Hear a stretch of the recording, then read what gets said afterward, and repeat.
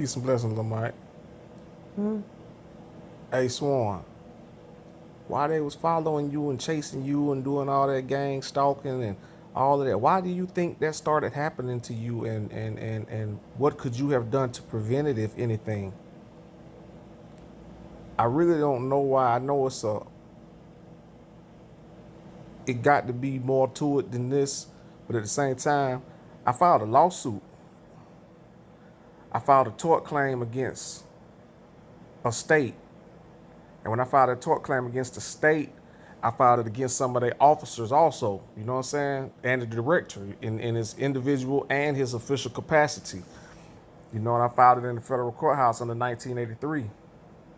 And I got this is my first ever time even looking at something like this, and I did it all myself. I got former papyrus, sure did. I got former papyrus. I put it in, got it granted.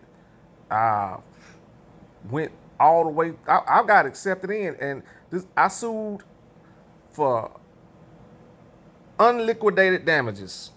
You know what I'm saying? Because the heinousness of what they actually done should be a message sent that they should never do another human being like that. If the people give you 10 years and you do 10 years and 1 day, you open up, they are in liability. I don't give a damn if it was a mistake, if it got overlooked. None of that matters. The point is they have safeguards in place. If that ever happens by the book, by what the book say, you know what I'm saying? It says that if that situation was to ever happen and someone could prove it, pretty much that individual could own their ass. I'm talking about the South Carolina or whatever state. Yeah, South Carolina, man. I don't care about that. South Carolina Department of Probation and Parole. You know what I'm talking about? Them folks. Yeah, I sued them and I had their ass clapped. This is why I think they started gang stalking me, man. Once, man, listen. Them folk know I had their ass. I sued a probation officer because this is what I had 13 years. You know what I'm saying? So I did all my time day for day except for 6 days. So the lady, she did what she did, got me locked up, ended up holding me 25 days. It don't matter if it was 25 days. It could have been 7 days. It could have been, you know what I'm saying? But it was 20 days, 25 days she held me, you know, in there.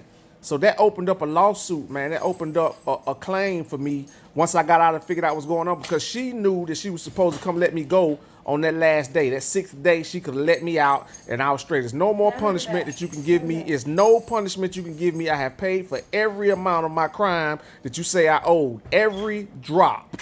You cannot hold me any longer. She continued to do so, and nobody in a supervisory position did any supervision to prevent this from happening. And it is set up to where it got to go through a chain of command to get approved, and they got to know. And you got not just one person checking on somebody, you got numerous people checking on each individual to prevent this from ever happening, because the penalty is so great. Well, I filed this lawsuit, man. I got all the way to court. I sued the Department of Probation and Parole. Them folk, now this is what they did. They told me, I even got you know that qualified immunity they be hollering? Yeah, I'm a rookie. I went up the back, got qualified immunity dismissed and everything. Ain't no qualified immunity. He can get you in your own capacity. The only thing they did, they said I couldn't sue the Treasury of South Carolina, so they said we're going to take the department off, but we're going to let you clap her. You can shoot her down in her individual capacity. You know what I'm saying? Yeah, so they threw her out there to get that neck. Man, them folks started following me around and chasing me. Man, look at that, man. That what happened.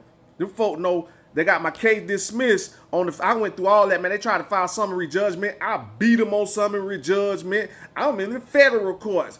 Rookie. Beat them on federal summary judgment. This is what I don't like. I filed for summary judgment. I never got a response to my summary judgment. I never got a yay or a nay. I don't think they got it. They threw my case out for failure to prosecute. I'm trying to get back in, man. You know what I'm saying? I know it'll reopen your case when you get newly substantiated evidence in certain cases. I need to know for sure that I need to know that I can do that, you know what I'm saying, in this situation. Because I can always show the malice from state to state where they conspiring against me. I can show it and prove it. You know what I'm saying? Man, I'm talking about, man, listen, man. Some things is about principle. You know what I'm saying? And this is, you know, one of those things.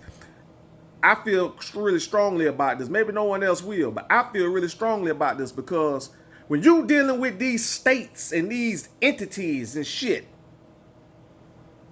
when they sentence you, it's to the letter of the law. Them people told me 13 years out of all the shit that I did. Yeah, I did them 13. You supposed to let me go.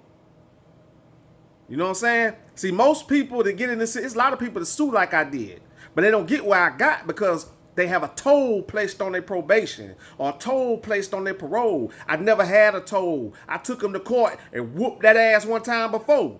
You know what I'm saying? I beat her in court. Judge let me out on the street. She didn't want me out on the street because I didn't live in the state no more. I don't live here no more. I want to be here. Let me go home. You know what I'm saying? They like, nah, you got to stay here. I came up with the idea for me to go to the homeless shelter just so I can stay out of jail. Look, I go to the mission because I ain't got nobody there. I don't live here, but I'm from here. Ain't it something when you're at home and you're not at home? That shit crazy, man. But you know, letter of the law, man. When they tell my partner and them, I got partners that came off death row and shit, man. When they told my partner and them, life, 45, they meant that. Stand on it on the other end of that. Give me what you owe me so I can feed the people. Because I got your ass and you know it. You better not let me get back in there because I'm focused now. I'm focused. You will not win. Run me my check.